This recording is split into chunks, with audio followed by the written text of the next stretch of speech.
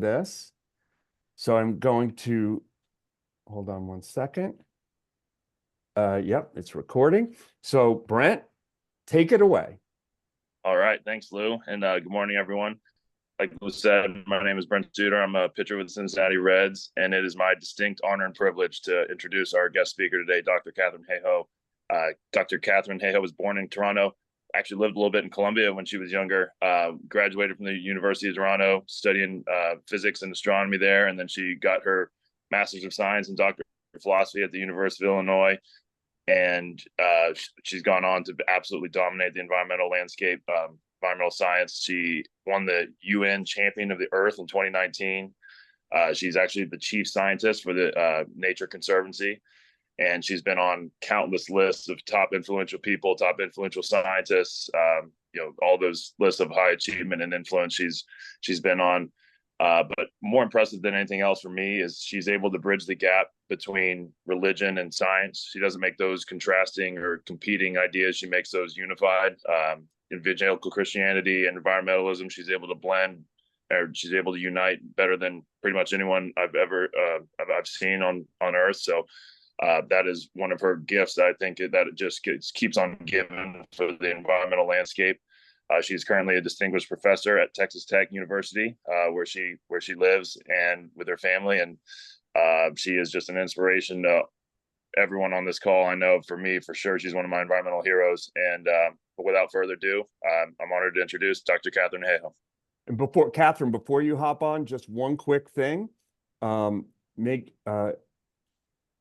all of our guests, we have Eco Athletes Champions, Katharine. We have some members of our advisory council. And so think of some questions, because Katharine always does a good Q&A. And so now I will hand it over to Dr. Katharine Hayhoe. All right. Thank you, Lou, and thank you, Brent, for that awesome introduction.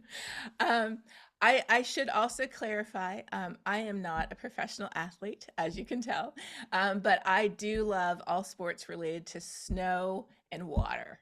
So I grew up skiing and water skiing, and my favorite thing right now is my electric hoverboard, which is, yeah, it's really awesome on water.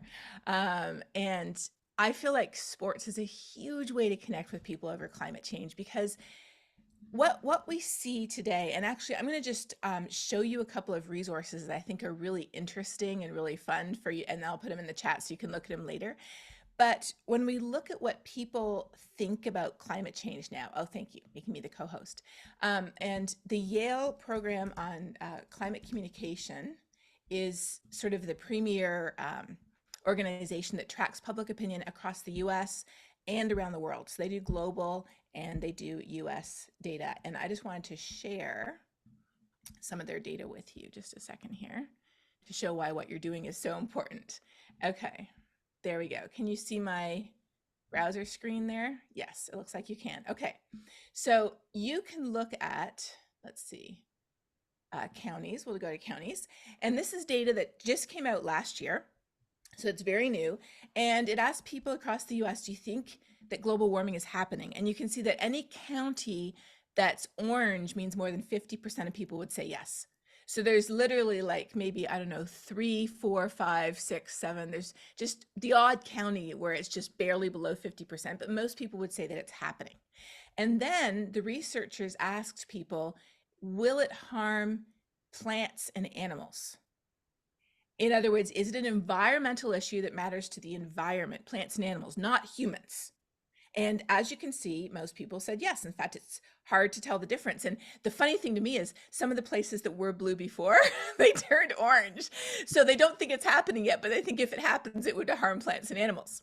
Okay, so then they asked people, will it harm future generations? So people in the future.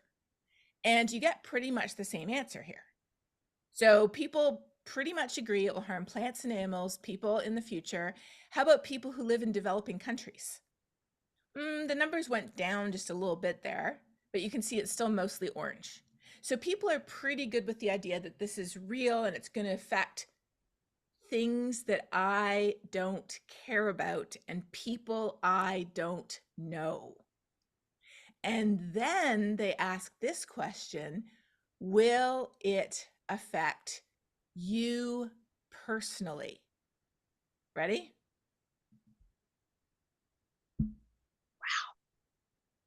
Yeah. So this past year, our headlines have been dominated by bad climate news. We see record warm ocean temperatures. I mean, last summer it was like hot tub temperatures off the coast of Florida. We see record wildfires. We're coming out of the biggest wildfire in Texas's history just last week. We saw record heat waves. Where I live in central Texas now, it was over 100 most of the summer. Thankfully, I'm from Canada, so I get to spend more time up there. But we had the wildfire smoke up there, and it just choked the skies all the way down through Canada, down to New York and even Washington D.C. Around the world, we're hearing about disaster after disaster. And so on social media, that's sort of where I keep track of what people are thinking, what people are saying.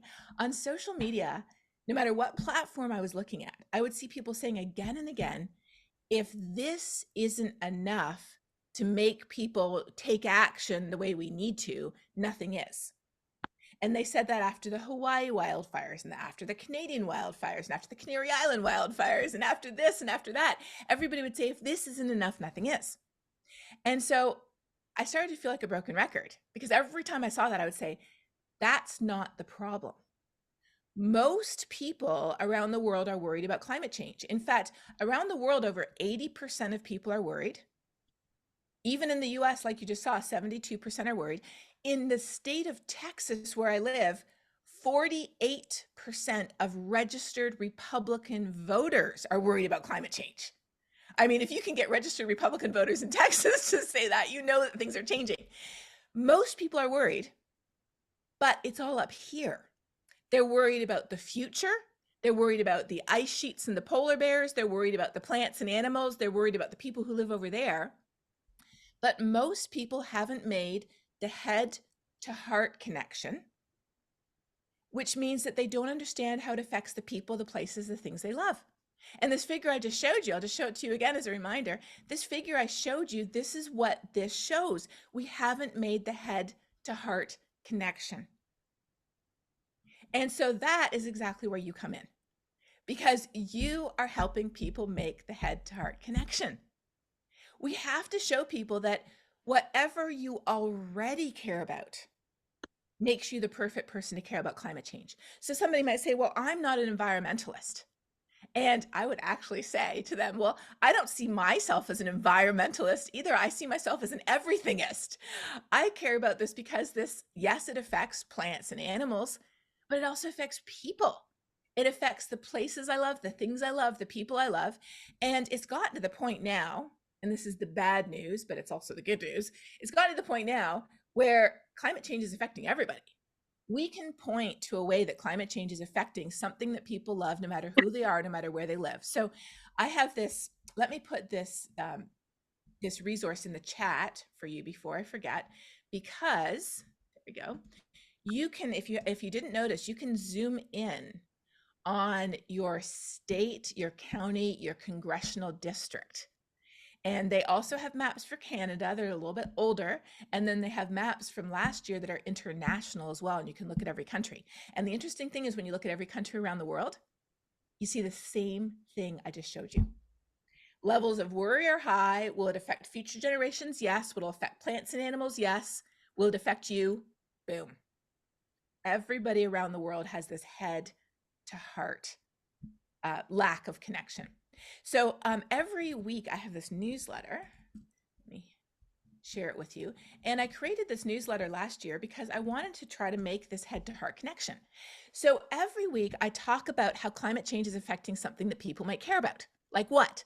Okay, so last week we talked about fish, if you enjoy eating fish.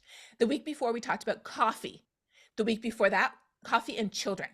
The week before that, we talked about chocolate. The week before that, we talked about marginalized communities in the US, Black and Brown communities, and how they're disproportionately affected. We talked about the Super Bowl. We talked about nature. We talked about schools. So I've talked about, gardening, making that head to heart connection. But frankly, for so many people, like if you had to ask me what are the top 5 head to heart connections we could make, sports would be right on that list. Faith would be right on that list, which is why I focus a lot on that as a Christian myself. And, in terms of widespread things, probably kids, like our kids or our nieces or our nephews or kids in our life, that would be on our list too. And then probably also on the list would be places we love, places we identify with. But that relates to sports too, right? Because if you're part of a team sport, whether it's at the professional level or whether it's at the university level, people identify very strongly with the sense of place. So you've actually got 2, not just 1. You practice your sport in a place that people love, whether that's a sport like skiing or a sport like professional baseball, and the sport is something people love too. So this is so important because until we make the head to heart connection, people aren't going to understand why they care here and now. Again, they understand it's a problem. It's going to affect people in the future. It's going to affect people who live over there. It'll affect plants and animals and the environment, but they don't understand why it matters to me. And so that's why making that connection is so important. We could have as many disasters as we could, but if that disaster doesn't actually burn down someone's home, that person still won't understand unless we've made the head to heart connection. But there's one more connection that's really important, and you need to be aware of this one. We also have to make the heart to hands connection. Because when you ask people, how do you feel about climate change? 50% of people feel hopeless and helpless and don't know what to do. And I would venture to say probably 30% are lying about it and saying that they don't feel that way when they do. Because when you ask people, are you activated? Like, are you actually doing something? And by doing something, I don't mean recycling. I mean, are you engaging in climate action, like having conversations about it, or, taking actions to help where you work or your own family or whatever organization you're part of reduce their carbon footprint? Or are you advocating for climate action and contacting elected officials? Not just federal elected officials. Federal elected officials less than 5%. Or 0.5%. 99.5% of elected officials are at the state level or the city level or the school district level. Or in Texas, one of the most powerful people is the railroad commissioner. They control all the fugitive methane emissions from all the oil and gas out in West Texas. So when you ask people, are you activated? What percent of people do you think say that they're activated? Just sort of take a guess to yourself. In the US, 8% are activated. So here's the thing. Do we want people to be worried or do we want people to be activated? Well, if people are worried but they're not activated, they rapidly descend into anxiety, paralysis, and despair. And we could have the whole world anxious, paralyzed, and despairing, and that would do nothing to fix climate change. It would just make our own lives more miserable. I would rather be unaware if there was nothing I could do about it than aware and have nothing I could do about it. It's that movie, Don't Look Up. Did you all see that movie, Don't Look Up? I see a few head nods. Yes, it was a very well-intentioned movie that was a metaphor for climate change about an asteroid coming to hit the Earth. But 99.99% of people on Earth couldn't do anything about it. So they did nothing. All they did was be afraid and then eventually die. Sorry to break the end of the movie to you. It was awful. And so I actually serve on Netflix's sustainability committee. And so after the movie had already been shot, they were still in the editing phase. They actually told me about the movie and I said, okay, hang on here. So you've got the fear and the doom. That's great. Big green check mark on that one. But you haven't made the heart to hands connection. You haven't told people what they could do to make a difference. I said, could you redo the movie a bit so you get to the ending, okay, but then you restart the movie halfway through and show how choices by individual people who are not the president of the US actually completely altered the trajectory and saved everybody? And so they actually said, they're like, oh, well, I don't think Leonardo DiCaprio is available anymore. I think he's gone on to his next project. And I was like, Well, I didn't actually think you were going to do that for me, but thank you for thinking about it. But what Netflix did do as a result of my suggestion is they asked 10 different thought leaders to write alternate solutions for the movie. And they put out those essays because the movie did great on the head to heart. It showed how everybody's life was at risk, completely tripped over its shoelaces and fell flat on its face in making the heart to hands connection. And again, why is that important? Because everybody could be worried, but if we don't know what to do, we'll do nothing. So in my newsletter, I always have good news, I always have not so good news about how climate change is affecting us. And if I talk about something like the Arctic or ocean temperatures, I always make a direct connection to our lives. But then I have good news about what is already being done. And every couple of months, I have good news about what is being done in the sports area. And in fact, let me go back and find specifically the newsletter. I talked about what the Super Bowl was doing to reduce its own emissions, but I had a really fun newsletter. I think it was back in September, where I talked about, here it is. This is the one from back in September, where I talked about what soccer teams are doing. There's just some amazing things that soccer teams are doing, what hockey teams are doing, let's see. I think we talked about I must have other ones too, because I've talked before about what they're doing in golf, what they're doing in tennis.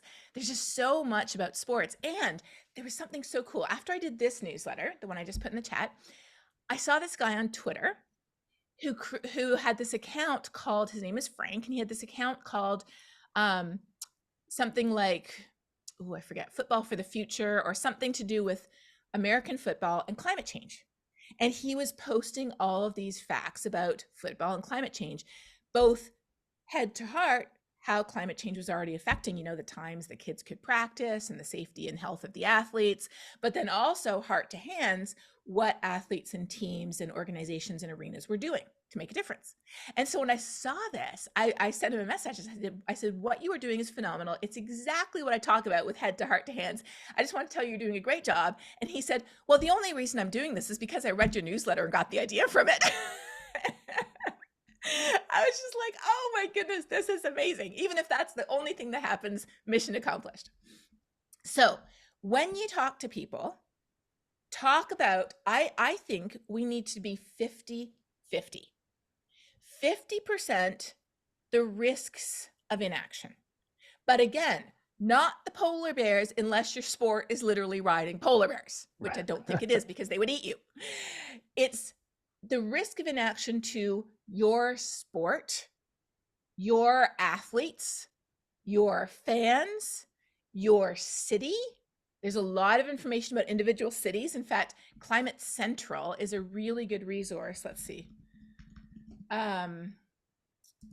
They have, Climate Central has this newsletter that you can sign up for.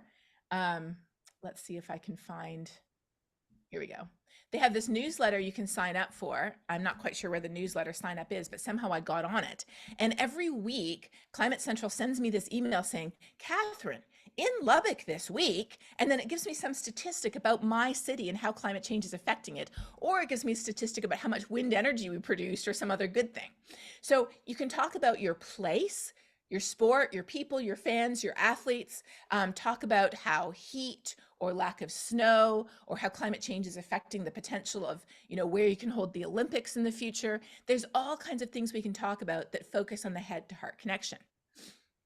But you also need to talk about the heart to hands connection. And that comes in two parts.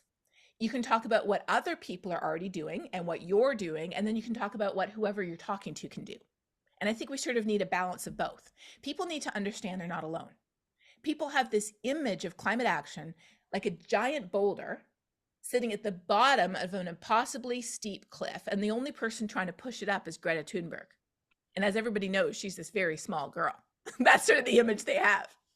But when you tell them that your team, your stadium, your city, a lot of cities are taking action, or you personally, or this group of eco-athletes, when you tell them that people are taking action, they realize the giant boulder isn't even at the bottom of the hill. It's already at the top of the hill. It's already rolling down the hill in the right direction. It's already got a lot of very strong hands pushing that boulder. And if they join you and add their hand, it will go faster. So that's the impact of sharing what other people are already doing, whether it's growing organic food on the roof of the stadium, whether it's looking, oh, did you hear that the World Cup ski athletes have recently petitioned the World Cup Association, right? They did this a couple of weeks ago to redo the travel schedule. So they're not flying across the Atlantic every week for a race in North America and a race in Europe and a race in North America and a race in Europe. First of all, it's exhausting for the athletes. Second of all, the more you fly, the greater the risk of getting sick often. And then third, the carbon emissions, of course, are just off the charts. And so the athletes are the ones petitioning the organization to just redo the freaking schedule. Like, is this not just the logical common sense thing to do to save money, to save time, to improve athletes' health and quality of sleep? Oh, and to reduce carbon emissions too. There is nothing wrong with having 5 different reasons to do something. So when people ask me, what can I do about climate change? 10 years ago, as a climate scientist, that was a really hard question for me because I'm sort of like I diagnose the problem sort of like a doctor.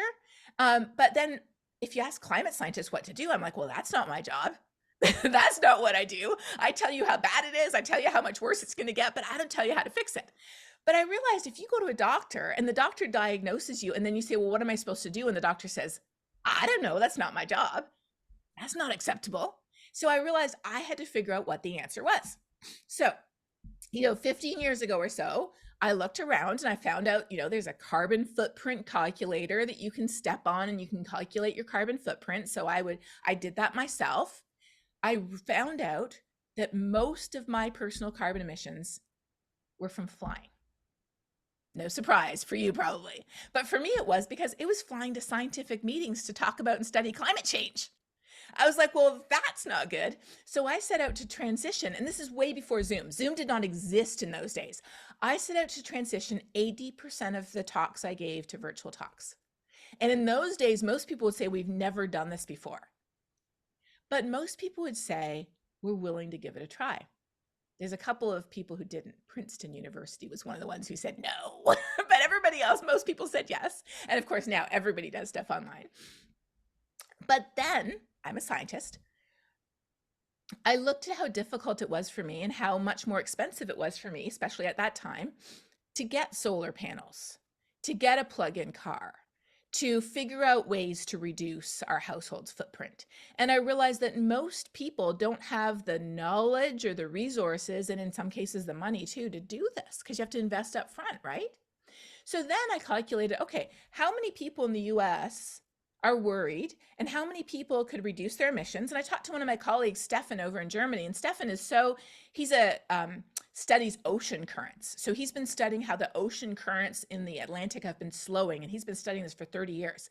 Stefan is so dedicated to climate action that when he did his PhD in New Zealand in the 1980s, he's older than I am, he wouldn't fly home to Germany not once that entire time. He missed his sister's wedding. He missed all kinds of other things because he wouldn't fly back in the 1980s.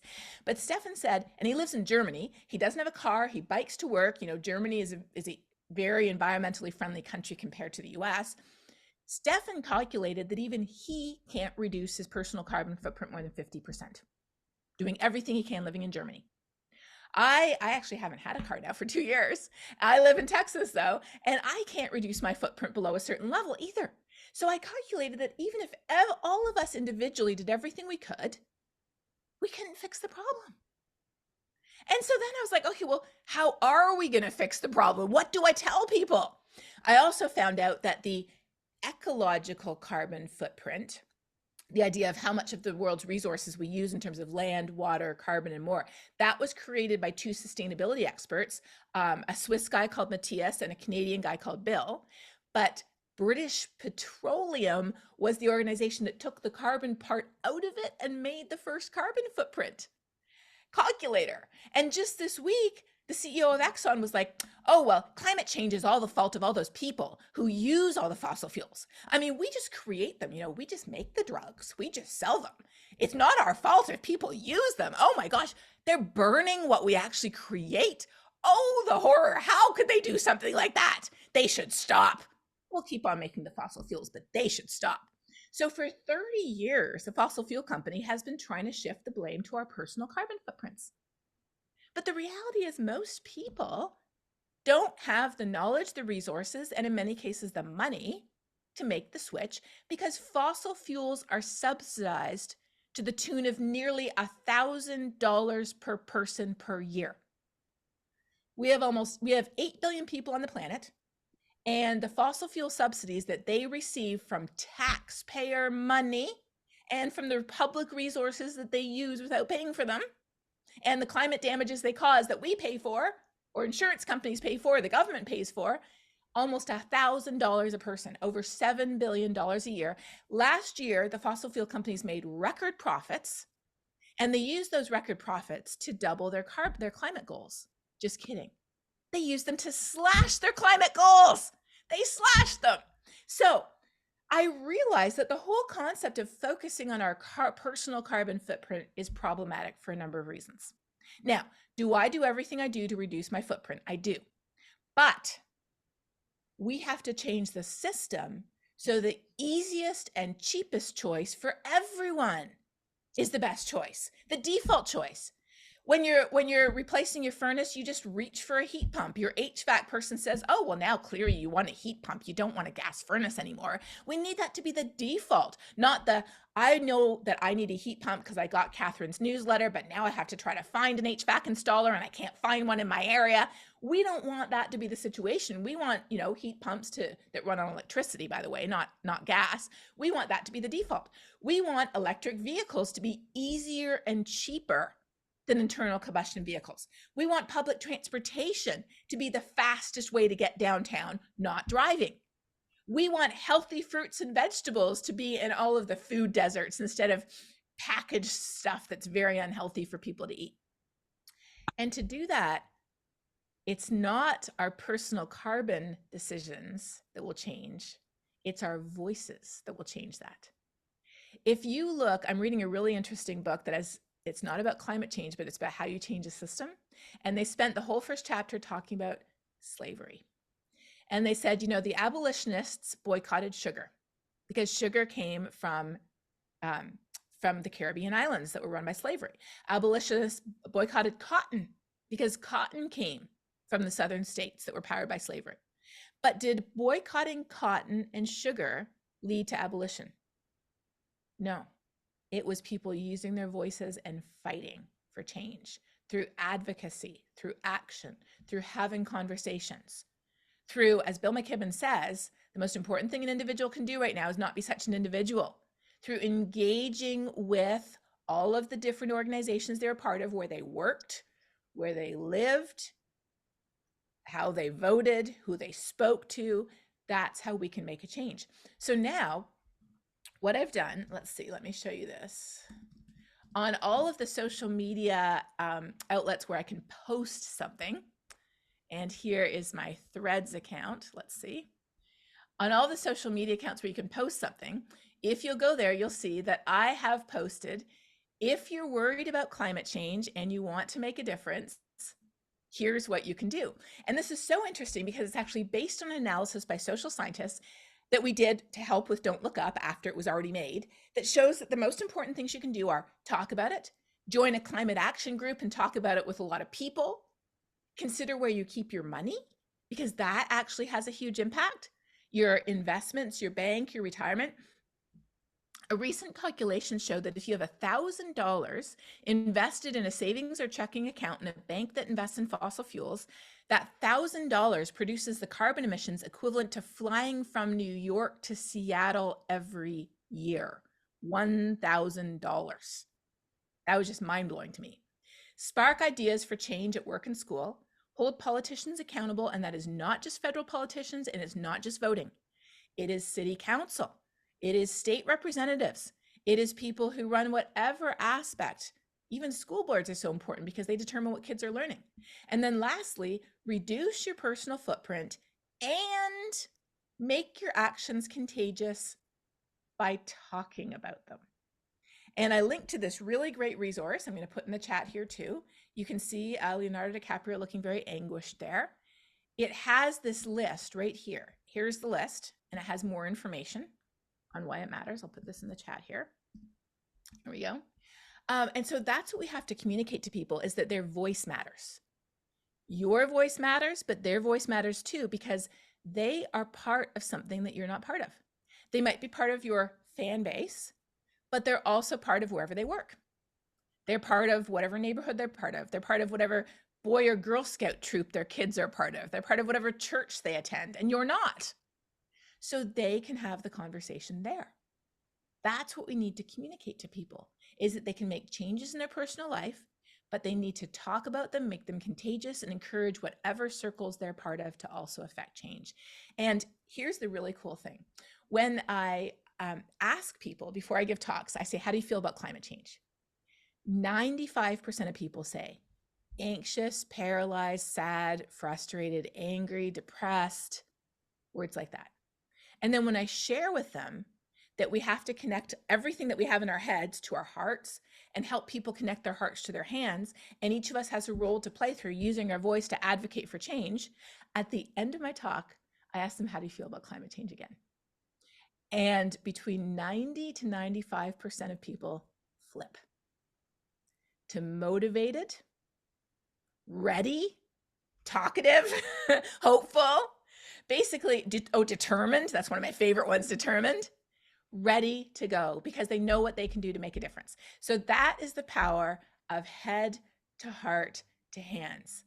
It helps people figure out what they can do to move us forward. And that's where we want to be. We want people who are activated, not people who are paralyzed by worry. And that's what I wanted to share with you today. Now, as Lou said, I'm a climate scientist. So if you have any questions about anything across the spectrum related to the science, the impacts, I could even tell you off the top of my head how climate change will affect your region or your city, because that's sort of what I do professionally in terms of my science. Any question at all, have at it. So, first of all, thank you so much, Katharine. My mind is already like head, heart, hands, sports. So you'll be hearing from us about that. Before I open it up to questions, one thing I want to let Katharine know, and the champions who are here, and as well as our advisory committee. Katharine is one of our 4 Eco Athletes Hall of Famers. We have inducted one per year. Katharine Hayhoe, also Dr. Alan Hershkowitz, kind of the godfather of the green sports movement. Lee Steinberg, agent to football players, the inspiration for Jerry Maguire, who found climate religion in his 70s, and Senator Cory Booker from New Jersey. So we are going to announce, this is just for y'all, this is to keep quiet, but it's relevant to what Katharine was talking about. As we are coming up on our birthday, on April 8th, we are inducting a fellow named Kyle Clark, who played ice hockey at Harvard and in the AHL, one level below the NHL. He also is the founder of Beta Technologies, which is a company that is pioneering electric aviation, which is for a lot of athletes, and we were talking about, Katharine was talking about her carbon emissions and reducing flying even before the pandemic and before Zoom was everywhere. Electric aviation can also be a great way to reduce aviation-related carbon emissions when it scales. And if you listen to Kyle's talk that we will share on April 8th, this is not a 20-year down the road thing. Like, they already have planes in the sky, 2- and 4-seaters. So, that may be, I think that's something that could also help athletes tell the story. Hey, join us in pushing for electric aviation, the scaling of it. So I just thought I'd let you know. So with that, and he's from Vermont, close to Canada, Katharine. So there you go. All right. So now we have some questions. Sarah Philpott from across the pond, and a channel swimmer, a record-setting channel swimmer. Not to embarrass you, Sarah, you go first, and then we'll come back. Thank you, Catherine. Thank you. I can clearly see why so many people change their perception by the end of your talks, because you are incredibly enthusing and infectious. So I can understand why when you speak that people get invigorated. Your talk is incredibly interesting. Yeah, I just wanted to, I have a couple of questions, but I'll say one, and then if there's time at the end, I'll come back to my other one. But yeah, I'm a channel swimmer, and I really started my eco journey when I was channel swimming, and I got told about Seaspiracy on Netflix, which I hope you'll be very familiar with.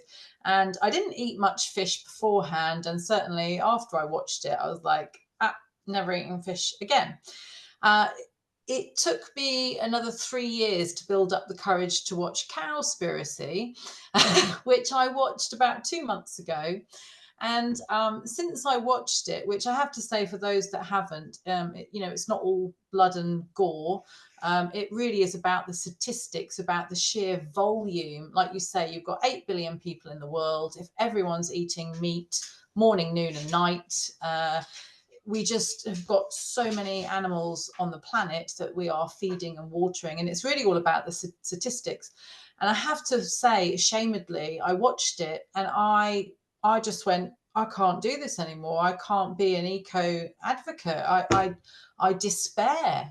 How can we make such a big change? And one of the things in that documentary that's fundamental is that people don't seem to be talking about this. They want to fix the airplanes and the cars and the things in their home, but they're not talking about agricultural issues. And I wondered if you could enlighten us, because I don't know how much you find it comes up in your line of work, and how it actually, if we all stopped reducing our meat and fish, we could potentially all fix this problem with one thing, maybe. Who knows?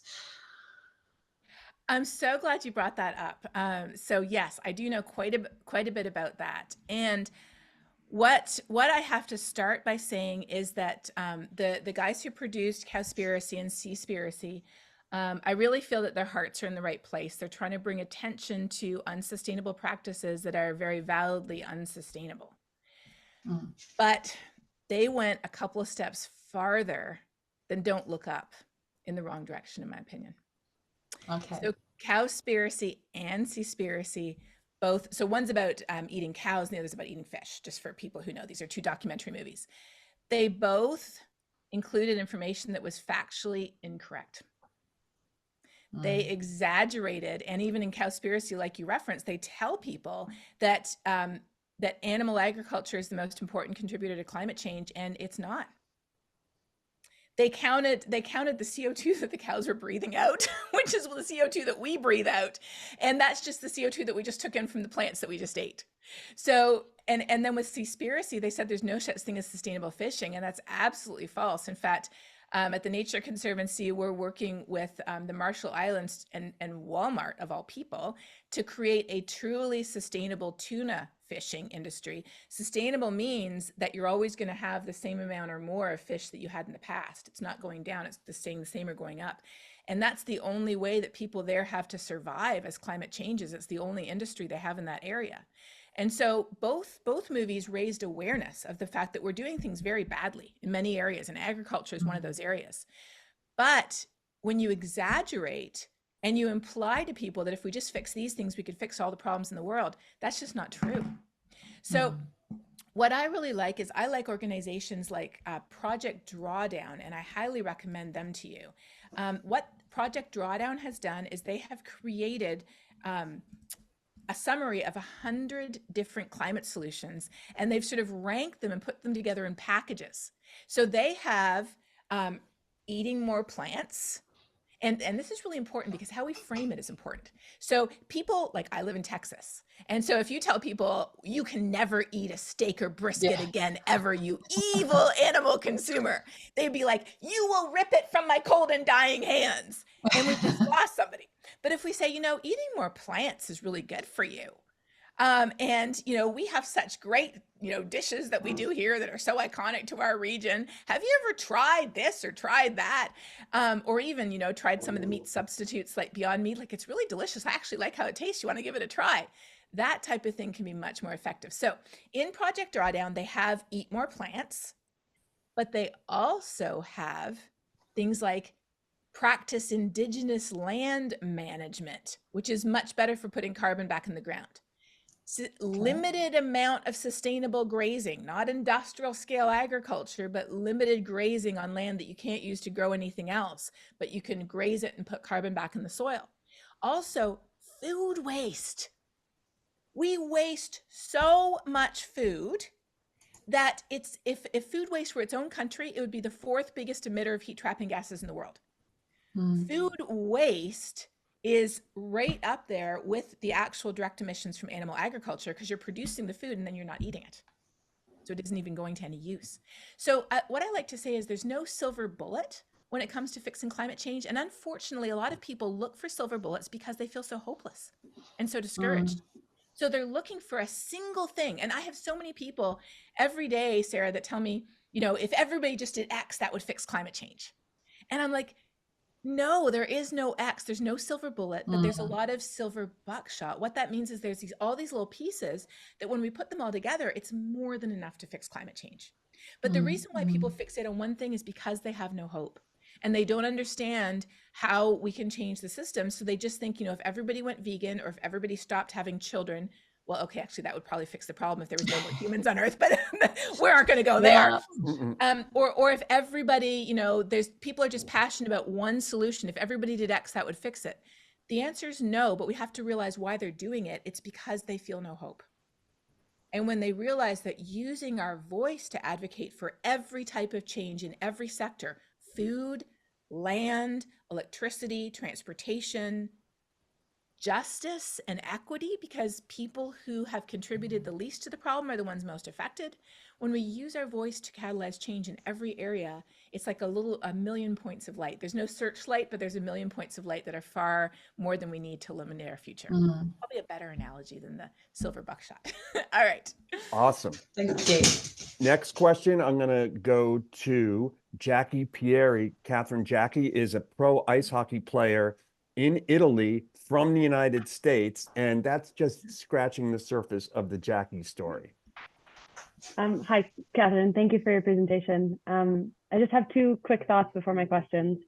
That stat about the banking is something I didn't realize, and I think it's really interesting when we think about different solutions and how they have this like magnifying, like another order of magnitude effect, and we don't even realize when we're outside of the different industries. So really cool to know. That's one of the things that I'm thinking a lot about for my personal footprint, and I find it really intimidating to try and figure out like where to make my investments more sustainable. But that's a side thought. Second thought, I'm really glad you brought up Drawdown, because it actually was part of the inspiration for my master's thesis.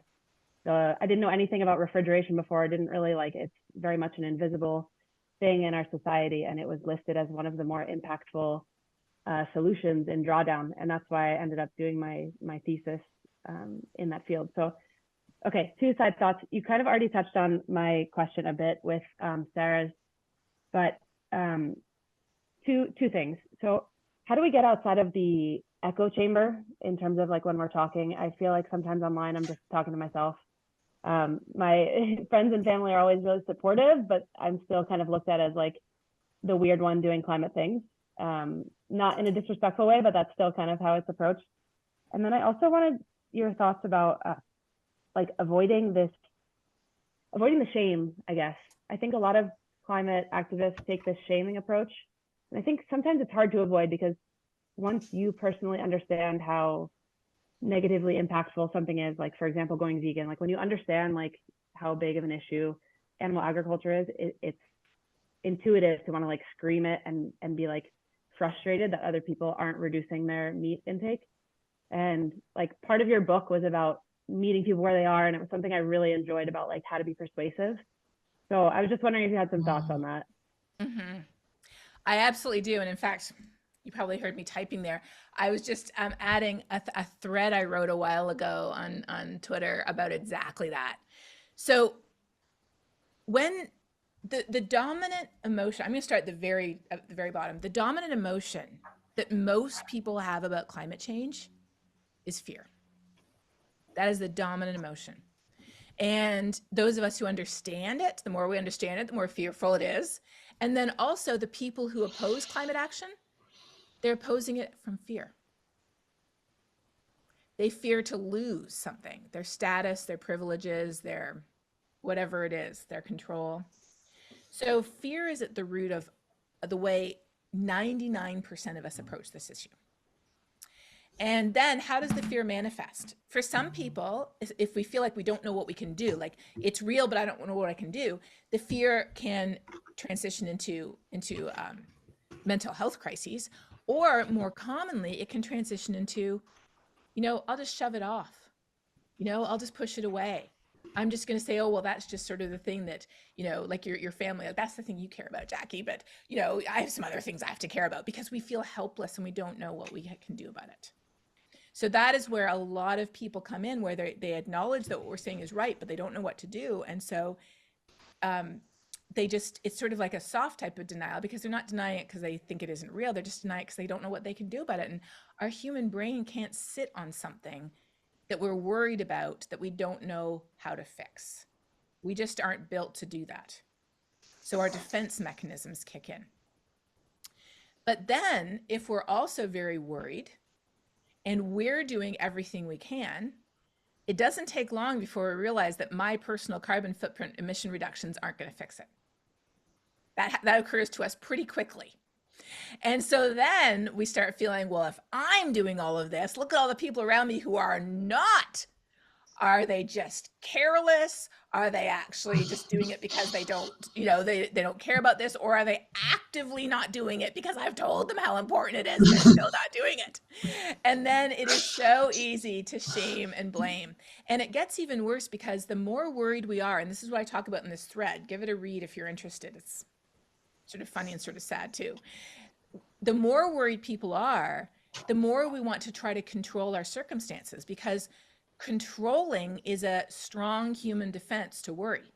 If we feel like we're under control, and that's often where a lot of eating disorders come from, is the sense of wanting to control something about your body. So we want to control not only our own behavior, but people around us. And we see judging, shaming, and blaming as a way to control people around us. And I get that a lot. I am shamed and blamed all the time by people who are worried about climate change. And I even respond to them the first time. I say, I understand where this is coming from. I understand you're worried. I'm worried too. But attacking me might make you feel better for a microsecond, because it does. It makes you feel better for a microsecond. It's like, I did something. I told them. How dare she? But then it's a zero-sum game, because you're putting someone else down to make yourself feel better for a second. And as you know from my book, it doesn't make that person change ultimately. In fact, I had a climate advocate attack me the other day, and she said, there you are flying around the world. How dare you, talk about climate change? And I said, well, actually, I'm very careful with my travel. I only travel internationally once a year. And when I do, I have piled up so many different events when I travel that the carbon footprint per event, I sort of have a standard of, could I drive there in a plug-in hybrid?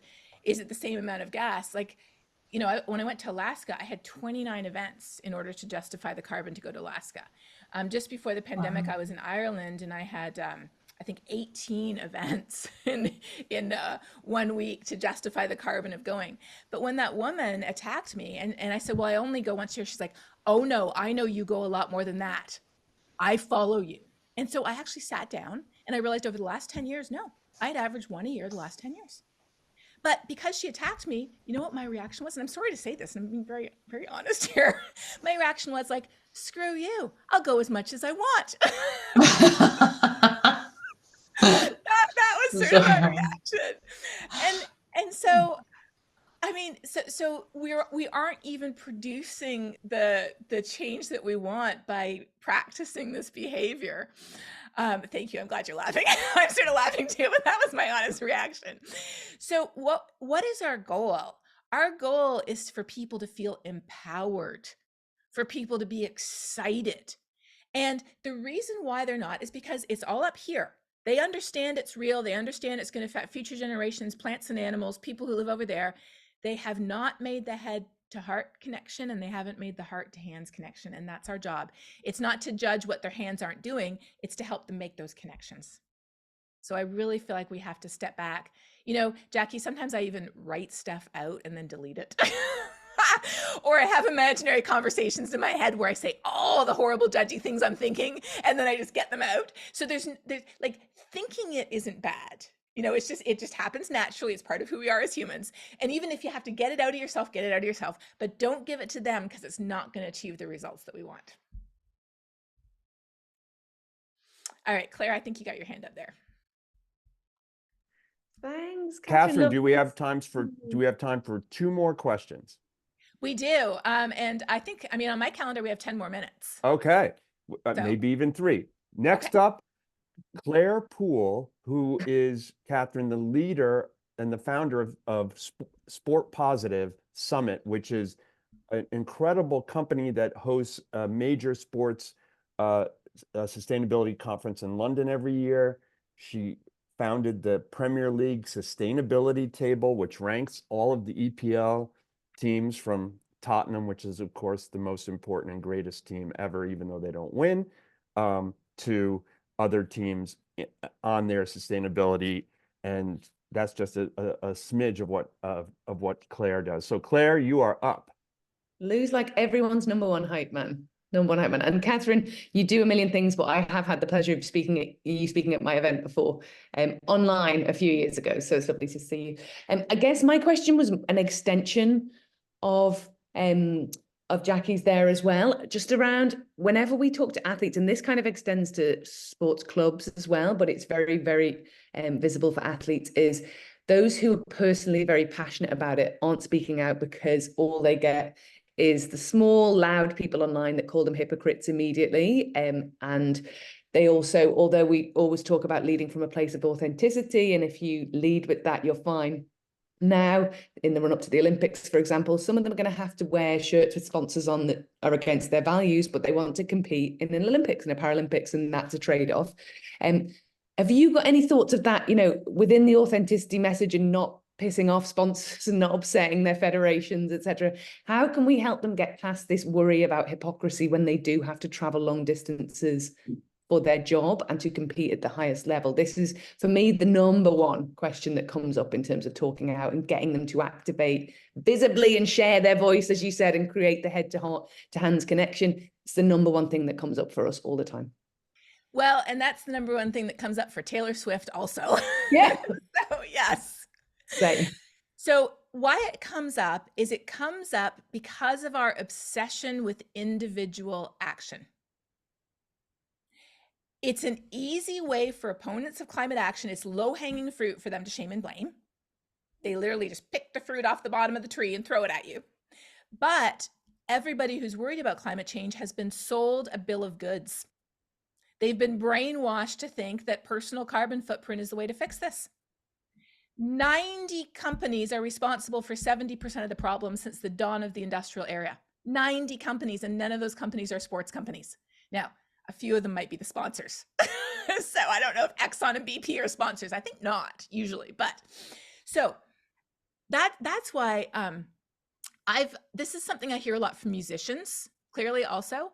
And that's why I think it's really important for you to have people like me, and I'm part of an organization called Science Moms with other scientists who are climate scientists and mothers. And part of what I'm thinking of as Science Moms is, can we partner a science mom with a person or a group of people who just need to have that science backing to stand up on, you know, credibly and say, hey, sure, you said that about me, but here's what my climate scientist says about it. Because we have to be really clear on, first of all, we have to fix the system. The system has to be fixed. You know, a pro athlete could quit and go live off the grid in the Yukon. Would that fix climate change? No, it wouldn't. Would that pro athlete flying to the Olympics and wearing, a Cargill or a BP emblem on their shirt, but talking about climate change and advocating within their organization to not have that badge on their chest next time, will that help fix climate change? Yes, it will. So we have to be very clear, not just about what we're not doing, but about what we are doing. And as you know, I'm very upfront with things. In fact, when I wrote my first climate book, I said, look, here's what I'm not doing. Here's where I live. Here's what I can't do. Here's what I still do. But I said, it's not about personal perfection. It's about changing the system. So here's what I do. And every year I try to add 2 new habits and keep them going. So, and then 2 more the next year and 2 more that next year. But my goal is to change the system so everybody's choice is the easiest, cheapest choice, so that we don't have to fly nearly as much. And when we do fly, we can fly electric or sustainable aviation fuel, so that when we go to the grocery store, it's easy to buy low carbon food. When we want to travel from point A to point B, it's easy to take public transportation or electric vehicles. When we sign up for a power plan, it's all clean, renewable energy. If we want to get power from natural gas, we have to search through the weeds to try to find out how to get a natural gas line into our house anymore.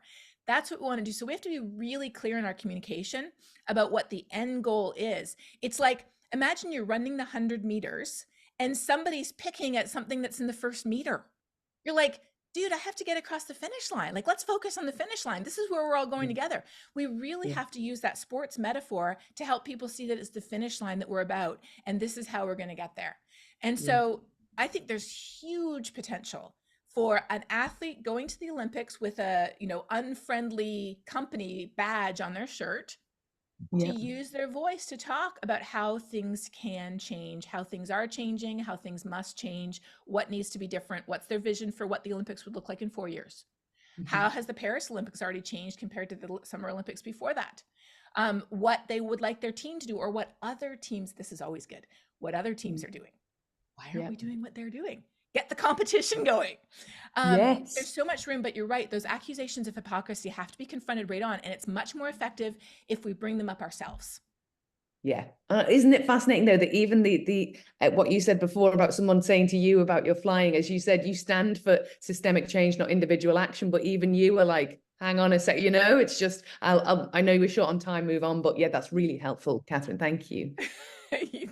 You're welcome. Next, all right, Brianna, basketball, and now working in sustainability and sport for good. Brianna, you're up. And let's do this. Let's hear from Brianna, Doug, and Francis right in a row, and then I'll just sort of give you one answer to answer everything. Sounds great. Awesome. Well, thank you so much for what you shared today. Super inspiring. And I've loved following your journey. I'm also a Christian. And so it's interesting kind of understanding how to share that messaging within that community as well as being an athlete. My question is, in the US, we're ahead of an election year, like things are more polarized than ever. It kind of always feels like this is the tension in this lead up. We know, obviously, voting for elected officials that can enact policy change is like hugely important, but also ESG has been super weaponized in the US. Like, we're definitely seeing a lot of pushback against sustainability and climate, and it has been weaponized. Like, one thing I really admire about you is like understanding how to build bridges and like make, help other people that might be, have different values or beliefs than us to see that climate action is real and activating them towards, or climate change is real and activating them towards action. Anyways, in this year, kind of as athletes, do you have any like 2 or 3 key areas in which we can be engaged, kind of just thinking strategically about like an election year and how to do this in a way that's able to like incite people towards climate action and do it in in the midst of this climate? Good question, Brianna. Doug? Thanks again, Katharine. This is very, very important conversations. Maybe just you want to get your, I'm in the textile manufacturing business and just kind of curious on your thoughts, because you haven't touched much on that, but it's been a lot of environment, and that's actually what got me in the textile industry is environmental. But yeah, just a little bit curious on your thoughts on, the fast fashions, the nylons, the polyesters, and how that contributes. Great. Thank you. And Francis? Sure. Thank you, Katharine. I study oil and gas methane emissions. And I'm wondering, you mentioned the RRC in West Texas, which hit home close to me, the research that I do. My question is, if there is, when you talk about changing the system, if there is a person, like let's say you were sitting in front of like Darren Woods, the CEO of Exxon, like would you change your style of communicating this head to heart to hands when you're confronting someone who represents the system, or would you maintain this, like, he is still a person, I need to inspire Darren Woods the same way I would inspire my grandmother? Or is there a point at which you would use a completely different style of tone when talking to somebody? Great questions. Oh, I love this. Okay. So Brianna, this year I've been in a lot of discussions about what to talk about during election year. And a lot of experts are saying, communication experts are saying, we really need to make the head to heart connection on how extreme weather is affecting Americans and help them see that this is here and this is now. And we need elected officials at all levels, not just the president, but at every level, who take that seriously. Doesn't matter if they're Republican. In fact, I would prefer in many cases if they're Republican and they take climate change seriously. But we really need to hammer home the here and now. Americans are being affected. Our taxes are being used by this. Our insurance rates are skyrocketing. The air we breathe is being polluted. Our homes are at risk. Just really making it here and now is what I'm hearing. Doug, your question was great, and it relates back to Sarah's at the beginning, because it shows how every aspect of what we do is contributing to the climate crisis. The fast fashion industry is having a huge impact. Primark, I think, is number one. Shein is right up there. Of course, H&M is there too, but they're a bit lower because they've been actually taking quite a bit of action. Not quite enough yet, but quite a bit. Why is H&M taking action? It was because people started to talk about, you said you recycle our clothes, but you're not actually recycling them. You're selling all these cheap items from sweatshops that are completely unsustainable, that are falling apart, that people are throwing out. H&M has actually moved way off the top of the fast fashion list in terms of harmful impacts because people talked about it so much and they're taking action. In fact, I was on a panel with their CEO a couple of weeks ago and I pushed her pretty hard on it. And she gave me a whole list of things they were doing that amazed and shocked me in a positive way. So fashion is part of it, food is part of it, travel is part of it, land use is part of it, our diet's part of it. It's all part of it. And it gives us so many opportunities to make that connection.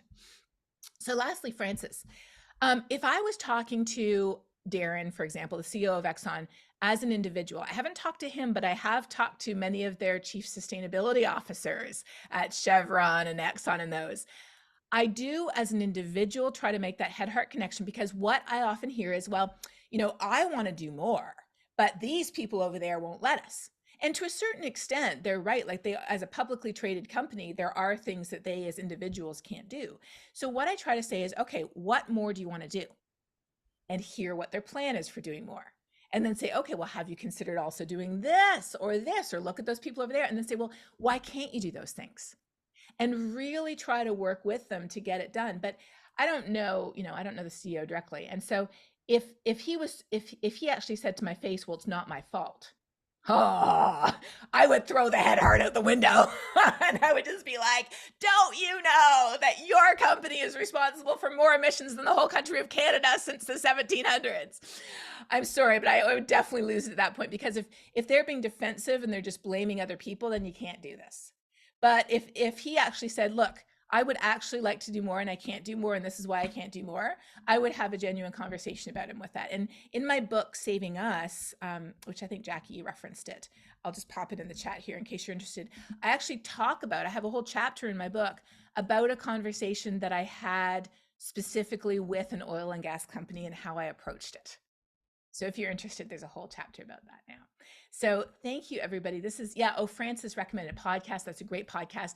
I've had a couple of newsletters recently about how to electrify your home and save money and improve the quality of the air in your house.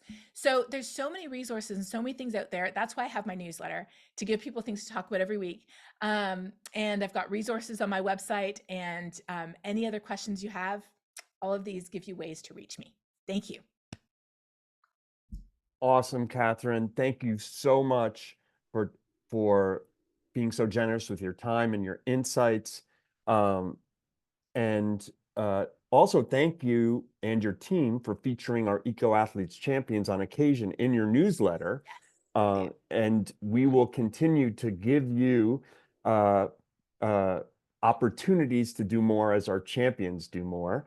And we will be in touch. And thank you, everybody, for your great questions and your attentiveness, and also for your work on the climate comeback. Because and what Katharine is laying out is how we make that comeback happen. And athletes do comebacks. No one else really accountants, no. Athletes, yes. And you have the power. We have the power to make a difference. Katharine, thank you so much. Thank you, Lou. Thank you, everyone. This is such a pleasure. See you next time. You bet.